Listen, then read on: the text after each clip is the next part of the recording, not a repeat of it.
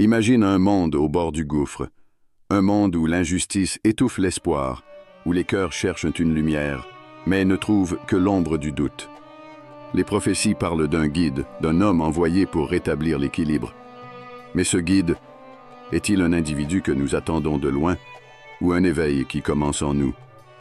Certains cherchent des miracles, d'autres un guerrier, mais la vérité est peut-être plus profonde. Et si l'arrivée du Mahdi n'était pas seulement un événement, mais un test? Si vous écoutez jusqu'à la fin, vous comprendrez pourquoi son avènement n'est pas qu'un espoir, mais une épreuve pour chacun de nous.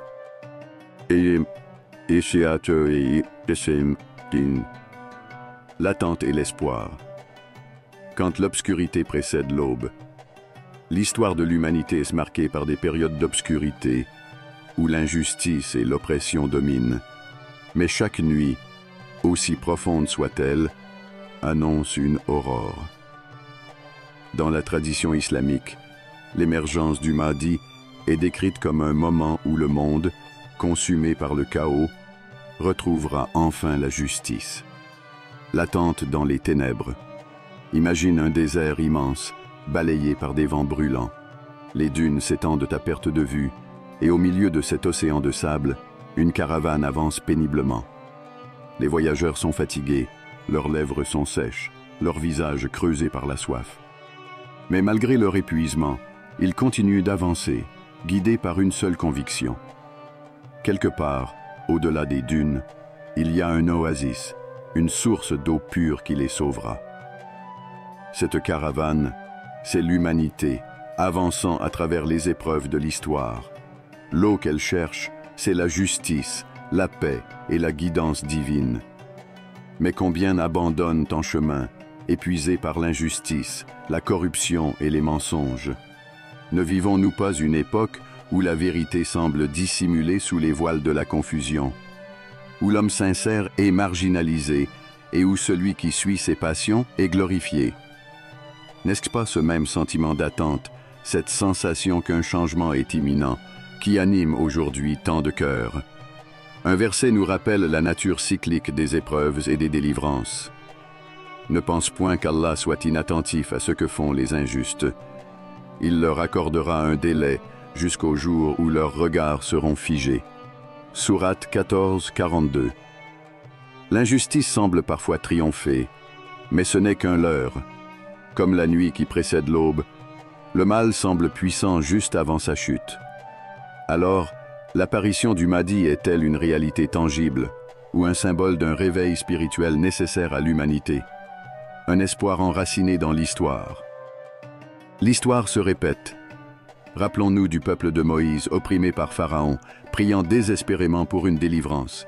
Ils étaient convaincus que tout était perdu lorsqu'ils furent acculés devant la mer Rouge. Mais c'est à cet instant précis, quand l'espoir semblait éteint, que la mer s'ouvrit devant eux. De même, l'émergence du Mahdi est décrite comme survenant à un moment où l'injustice aura atteint son paroxysme. Mais cette attente est-elle passive? Ou est-ce une attente qui exige une préparation spirituelle, un raffinement de nos âmes afin d'accueillir cette aube nouvelle? Et Allah vous a secourus à Badr, alors que vous étiez humiliés. Craignez donc Allah. Peut-être serez-vous reconnaissant. Sourate 3, 123. Badr était une bataille inégale, où les croyants semblaient condamnés. Mais c'est justement dans leur faiblesse apparente qu'Allah leur envoya la victoire. Ainsi, le Mahdi ne viendra-t-il que lorsque nous aurons atteint un état de désespoir absolu, comme le peuple de Moïse devant la mer, ou les compagnons du prophète avant Badr? Sommes-nous en train d'attendre un sauveur, ou bien est-ce Allah qui attend que nous soyons prêts? Attendre le Mahdi ou devenir des porteurs de lumière? L'histoire d'un vieil homme nous apporte une réflexion poignante. Il vivait dans un village plongé dans l'obscurité spirituelle. Chaque nuit, il allumait une petite lampe à huile devant sa maison. Ses voisins se moquaient de lui. « Pourquoi allumes-tu cette lampe alors que le village entier est plongé dans les ténèbres ?» Il répondait avec sagesse. « Je ne peux pas dissiper toute l'obscurité, mais je peux au moins éclairer le chemin devant moi. » Et si l'attente du Mahdi n'était pas une attente passive? Et si chacun de nous devait allumer sa propre lampe, éclairer son propre chemin, afin de faire partie de la lumière avant même son apparition. Allah est la lumière des cieux et de la terre. Sa lumière est semblable à une niche où se trouve une lampe. Lumière sur lumière. Sourate 24, 35. Alors, cette attente est-elle réelle ou symbolique? Le Mahdi apparaîtra-t-il comme un être humain tangible, marchant parmi nous? Ou représente-t-il un éveil universel, une renaissance spirituelle qui doit d'abord s'ancrer dans nos âmes avant de se manifester dans le monde? Si l'aube précède toujours la nuit, n'est-il pas temps d'être des porteurs de lumière? 2. Le chaos avant la lumière. Un signe de l'éveil. Dans l'immensité silencieuse d'un désert brûlant, un vieillard marche, ses pas lourds s'enfonçant dans le sable. Son souffle est court, sa peau marquée par la rudesse du soleil. Il est seul, seul face à son destin, seul face à l'épreuve. Il lève les yeux vers le ciel, cherchant un signe, une direction. Mais le ciel demeure impassible, témoin muet de sa détresse. Alors qu'il s'apprête à s'effondrer, une étoile scintille à l'horizon. Une lueur, fragile mais persistante, perce l'obscurité naissante du crépuscule. Son cœur lui murmure. La guidance n'est pas toujours une main tendue. Parfois, c'est une lueur dans l'horizon. Ce vieillard, n'est-il pas le reflet de l'humanité? Fatigué, désillusionné, errant dans un monde marqué par l'injustice et la corruption, attendant un signe, une délivrance? Mais si cette étoile n'était pas seulement un présage extérieur, mais un appel à une transformation intérieure? Le chaos, un cycle inévitable. Les textes prophétiques décrivent une époque où l'oppression, la confusion et les conflits domineront le monde avant l'apparition du Mahdi. Mais cette période troublée est-elle seulement une fatalité, ou bien un passage nécessaire vers un réveil spirituel plus grand? Allah ne modifie point l'état d'un peuple tant qu'il ne modifie pas ce qui est en eux-mêmes. Sourate 13, 11. Si le monde est plongé dans l'injustice, c'est peut-être parce que les cœurs sont eux-mêmes enchaînés à l'illusion. Sommes-nous conscients que la réforme extérieure ne viendra que lorsque nous aurons entrepris notre propre purification intérieure? Regardons l'histoire. Chaque grande transformation a été précédée par une période de chaos. Avant que la mer Rouge ne s'ouvre pour Moïse et son peuple, il y avait l'oppression implacable de Pharaon. Avant que Joseph ne devienne un dirigeant sage et juste, il y avait la trahison et l'emprisonnement. Alors, ce tumulte que nous voyons dans le monde aujourd'hui, est-il un châtiment ou un appel à l'éveil? Le Mahdi, un homme ou un miroir de nos âmes. Les générations ont attendu un sauveur, un être qui viendrait restaurer la justice et balayer le mal. Mais, et si cette attente avait un double visage? Si au lieu de seulement attendre un homme, nous devions nous préparer à être dignes de son arrivée. Un homme vint voir un sage et lui dit « Les temps sont durs, l'injustice règne, nous avons besoin d'un guide, d'un Mahdi pour nous sauver. » Le sage sourit et répondit « Si un roi arrive dans une ville remplie de ruines et de désordre, il n'y restera pas. Mais si le peuple construit des routes solides et nettoie la ville, alors le roi viendra avec joie. Es-tu en train de préparer la ville ou es-tu juste en train d'attendre? Ce Mahdi que nous attendons, sera-t-il une personne marchant parmi nous? Ou est-il le reflet de la transformation qui doit s'opérer en nous d'abord? La corruption est apparue sur la terre et dans la mer à cause de ce que les gens ont accompli de leurs propres mains, afin qu'Allah leur fasse goûter une partie de ce qu'ils ont fait. Peut-être reviendront-ils à lui. Sourate 30, 41. Nous attendons la lumière, mais avons-nous nettoyé nos cœurs pour qu'elle puisse y entrer? Éveiller sa propre conscience avant l'éveil du monde. Un homme se tenait au sommet d'une montagne, regardant le monde en contrebas. Il voyait les conflits, l'injustice, les âmes perdues. Il leva les mains et pria « Ô Seigneur, Envoie-nous un guide pour nous sauver. Mais une voix intérieure lui souffla. Ne suis-je pas déjà en train d'envoyer un guide? Chaque épreuve que tu vois est un signe. Chaque injustice est une question posée à ton âme. Vas-tu y répondre? Si nous attendons la venue du Mahdi, ne devons-nous pas d'abord éveiller notre propre conscience? Devons-nous attendre passivement ou devenir des artisans de cette lumière que nous espérons tant? Peut-être que la véritable question n'est pas « quand viendra-t-il » mais « serons-nous prêts à le reconnaître ?» 3. La confrontation entre vérité et mensonge, une épreuve inévitable. Dans une cité où la corruption était reine, un jeune homme se leva. Il n'avait ni armée, ni richesse, ni pouvoir. Seulement une voix, une parole tranchante comme une épée, un regard rempli de détermination. Il se tenait devant un tyran, entouré de courtisans et d'admirateurs, et prononça ces mots simples mais foudroyants. Rien ne peut effacer la lumière de la vérité. Un silence tomba sur l'assemblée. Certains baissèrent les yeux, d'autres serrèrent les poings. Le tyran éclata de rire, mais dans son regard, une lueur d'inquiétude trahissait son assurance feinte, car il savait que la vérité, lorsqu'elle est prononcée avec sincérité, fissure même les murs les plus épais du mensonge. Un combat plus grand que nous. Chaque époque a ses oppresseurs et ses justes, ses illusions et ses vérités. Aujourd'hui, les chaînes ne sont plus seulement de fer, elles sont dans les esprits, dans les cœurs. Le mensonge s'est paré de beauté, enveloppé dans des discours séduisants, vendus sous 1000 formes. Mais la vérité, elle, reste nue, fragile en apparence, mais invincible dans son essence. Et dit, la vérité est venue et l'erreur a disparu, car l'erreur est destinée à disparaître. Sourate 17, 81.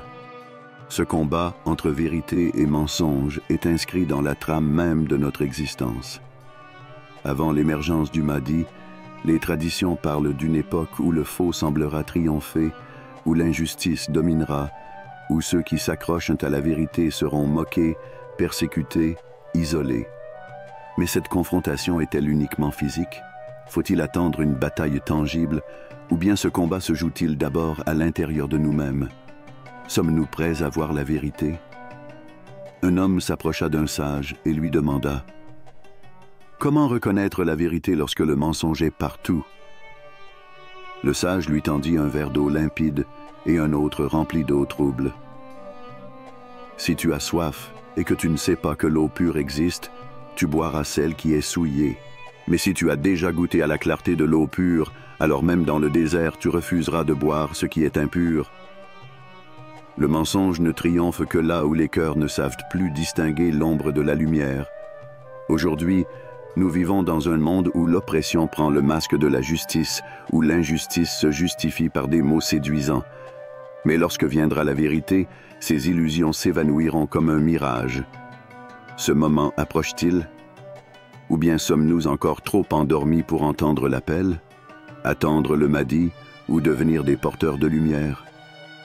Beaucoup attendent un sauveur qui viendra balayer les ténèbres. Mais si cette attente était elle-même une épreuve? Imagine un navire en pleine tempête. L'équipage panique, criant au secours, espérant qu'un capitaine surgira pour le guider. Mais un homme se lève et dit « Et si nous apprenions à tenir le gouvernail? Si nous devenions nous-mêmes des capitaines, prêts à accueillir celui qui viendra nous montrer la route? En vérité, Allah ne modifie pas l'état d'un peuple tant qu'il ne change pas ce qui est en eux-mêmes. » Sourate 13, 11. Le Mahdi viendra, mais viendra-t-il pour des âmes endormies ou pour ceux qui auront déjà commencé à marcher sur le chemin de la vérité? Chacun doit se poser cette question. Suis-je un simple spectateur de cette bataille ou ai-je déjà pris position?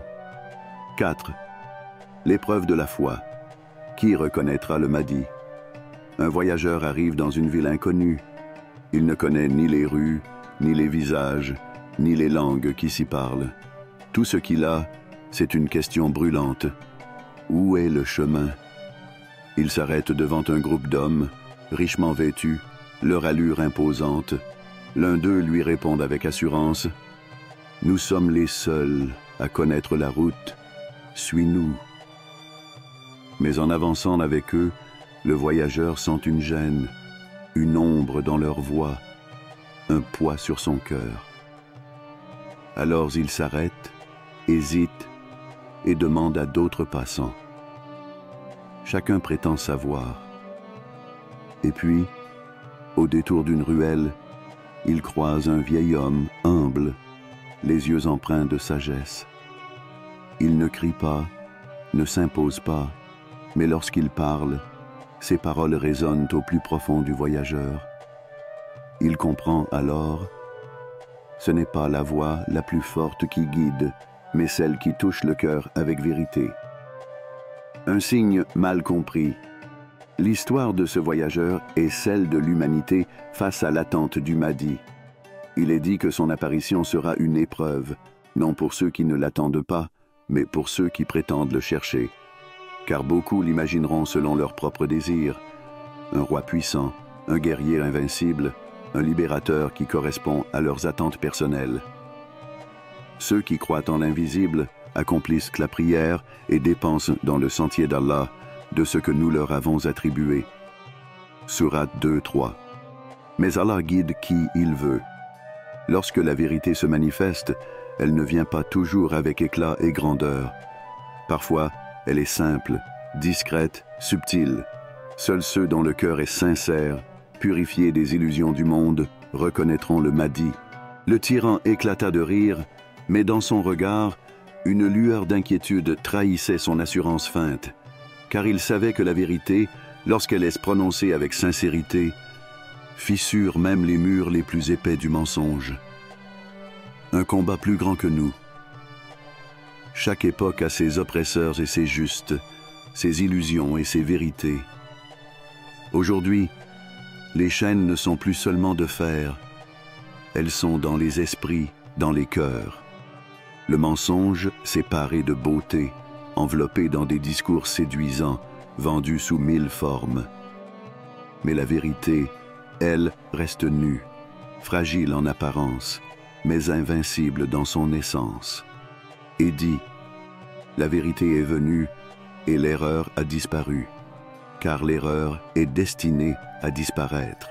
Sourate 17-81. Ce combat entre vérité et mensonge est inscrit dans la trame même de notre existence. Avant l'émergence du Mahdi, les traditions parlent d'une époque où le faux semblera triompher, où l'injustice dominera, où ceux qui s'accrochent à la vérité seront moqués, persécutés, isolés. Mais cette confrontation est-elle uniquement physique?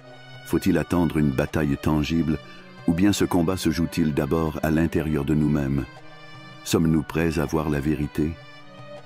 Un homme s'approcha d'un sage et lui demanda: comment reconnaître la vérité lorsque le mensonge est partout? Le sage lui tendit un verre d'eau limpide et un autre rempli d'eau trouble. Si tu as soif et que tu ne sais pas que l'eau pure existe, tu boiras celle qui est souillée. Mais si tu as déjà goûté à la clarté de l'eau pure, alors même dans le désert, tu refuseras de boire ce qui est impur.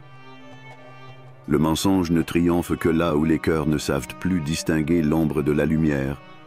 Aujourd'hui, nous vivons dans un monde où l'oppression prend le masque de la justice, où l'injustice se justifie par des mots séduisants. Mais lorsque viendra la vérité, ces illusions s'évanouiront comme un mirage. Ce moment approche-t-il? Ou bien sommes-nous encore trop endormis pour entendre l'appel, attendre le Mahdi ou devenir des porteurs de lumière?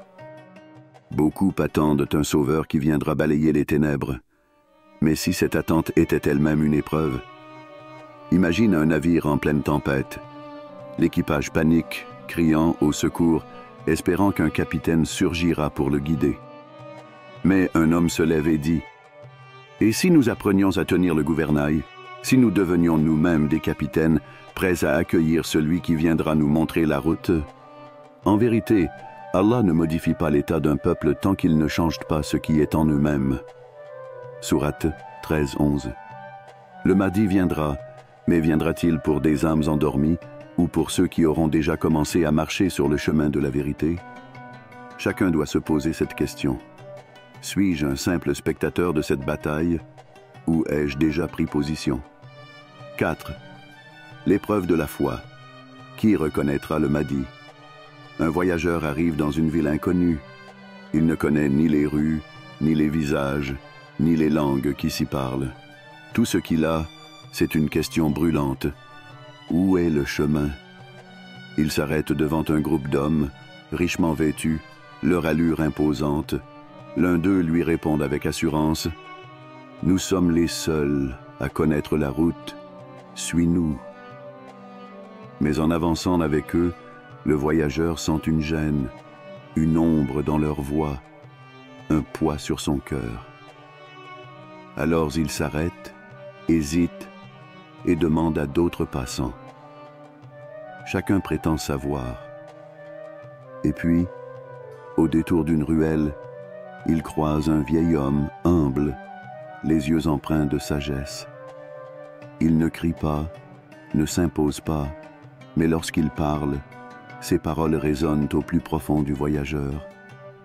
Il comprend alors: ce n'est pas la voix la plus forte qui guide, mais celle qui touche le cœur avec vérité. Un signe mal compris. L'histoire de ce voyageur est celle de l'humanité face à l'attente du Mahdi. Il est dit que son apparition sera une épreuve, non pour ceux qui ne l'attendent pas, mais pour ceux qui prétendent le chercher.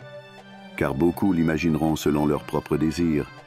Un roi puissant, un guerrier invincible, un libérateur qui correspond à leurs attentes personnelles. Ceux qui croient en l'invisible accomplissent la prière et dépensent dans le sentier d'Allah de ce que nous leur avons attribué. Sourate 2-3. Mais Allah guide qui il veut. Lorsque la vérité se manifeste, elle ne vient pas toujours avec éclat et grandeur. Parfois, elle est simple, discrète, subtile. Seuls ceux dont le cœur est sincère, purifiés des illusions du monde, reconnaîtront le Mahdi.